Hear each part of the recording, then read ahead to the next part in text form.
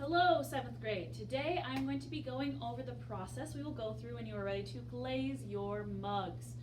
Okay, so please make sure to watch this video when I'm not here and then take the quiz on your Google Classroom once it is finished. Okay, so once you guys have your mugs, first thing you need to do is make sure that you have sanded your mugs. Okay, if you have sanded them, then you've picked up sandpaper, which is in the white bucket right here on the corner of the red shelf. You have removed any loose areas that are on there, anything that feels like it might flake off.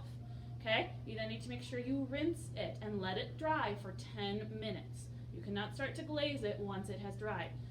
Couple of basics to think about when glazing your mug. First thing, make sure you do not glaze the base or foot of your mug, as we call it.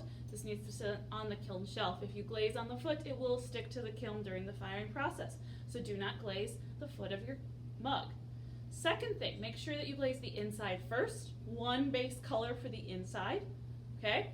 And the third thing is to make sure that you glaze the entire piece with at least 2 to 3 coats. You should not have any bare areas other than obviously the foot of the mug, okay? Even if you want something to remain white, you'll need to glaze it with a clear glaze and it can stay white, okay? So, once you have sanded your mug, rinsed it and let it dry for 10 minutes, you can come over here and select your first glaze color. Palettes are in the far corner right here. I suggest in general that, like, if you're going to glaze the inside, you only get your one color for the inside. But on a normal day, once you've already glazed the inside, get no more than 3 colors on your palette at a time. It's not likely you're going to get through all 3 of those colors in the class time, and we don't want to waste it by having all 6 colors filled and then you didn't even use or touch the last 3 colors. So, start with 3. You can always get more, okay? So once you pick up your palette, over here we are using the Mako glazes. These are called Mako Stroke and Coat Glaze. They're non-toxic, but you still need to make sure you're not touching your face during using this. It can still irritate your skin, okay? So these are your basic glaze colors. They are in these coffee can shells, okay? They have both a name and they have a number. So this one says SC14. Java bean, okay? In order to know what the glaze looks like once it's fired, you need to reference the Mako Glaze sample chart, okay? Glaze goes through a chemical process, which is why the mugs are refired after you've glazed them. What they do is melt into that glassy-like surface, so they're going to change in color during that process, okay? So what you want to do is pull up this chart, find the number of your glaze on here, okay? And so for this one, it's this bottom color right here, okay? It is quite a bit darker and different than what you see in the bottle because this is the post-firing, this is the pre-firing color, okay? So make sure that you check it out on the chart and it is the color you want. For example, some of these ones that look like a pastel color are really a very rich, deep color. So you need to find it on the chart and make sure it's the right one for you, okay? Please make sure you hang the chart back up when you're done. Okay, so these are your basic colors that you may need. Okay, brushes are located over here. They need to be returned to the glaze station. We don't want them mixing. Obviously, you need to wash them during cleanup. Okay, but you need to return them to here once they've been washed. Okay, so your cleanup over here we'll talk about in just a minute.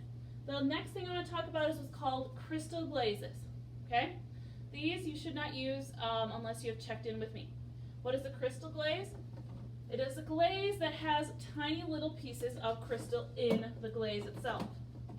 What happens is when those tiny little pieces of the crystal reach a certain temperature in the kiln, they kind of explode or melt out to create a marbleized look, okay? They can work really well for certain aspects, like this one's called cheetah. So it would really give you a nice cheetah-looking print if you had created a cheetah animal on your mug. You cannot really mix them with regular colors. You could do, like, for example, them over top of a regular color.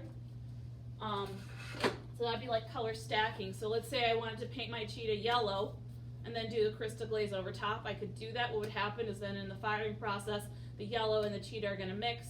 I'll still get a marbleized pattern, but it's going to have a yellow tint to it.